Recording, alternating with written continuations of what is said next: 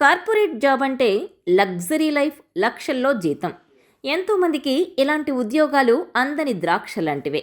కానీ ఓ వ్యక్తి మాత్రం అంత మంచి ఉద్యోగాన్ని వదిలిపెట్టి ఆటో డ్రైవర్గా మారిపోయాడు. కంప్యూటర్ నొక్కుతూ కార్లు నడిపే కన్నా ఆటో నడపడంలోనే మనశ్శాంతి ఉందంటున్నాడు. ఇప్పుడు నేను చెప్పేది చూస్తే ఎవరైనా ఏంటి మమ్మీ ఎవడీడు అనుకుంటారు. కానీ పిండి కొద్దీ రొట్టె అన్నట్టు జీతానికి తగ్గట్టే ఒత్తిడుంటుంది. బెంగళూరుకు చెందిన రాకేష్ కూడా కార్పొరేట్ ఉద్యోగం చేస్తూ మంచి జీతంతో లగ్జరీగా ఉండేవారు. కానీ తీవ్రమైన ఒత్తిడి, ఏదో తెలియని బాధ. దీంతో ఒకరోజు ఉద్యోగాన్ని వదిలేశారు. ఖాళీగా ఉండగా కొన్ని రోజులకు దాచుకున్న డబ్బులు కరిగిపోయాయి. దాంతో మళ్ళీ ఒత్తిడి మొదలైంది. ఖాళీగా కూర్చుంటే బయట నుంచి వచ్చే మాటలు, చూపులు ఎప్పటికప్పుడు తాకుతూనే ఉన్నాయి. దీంతో లోన్ తీసుకొని ఆటో కొన్నాడు.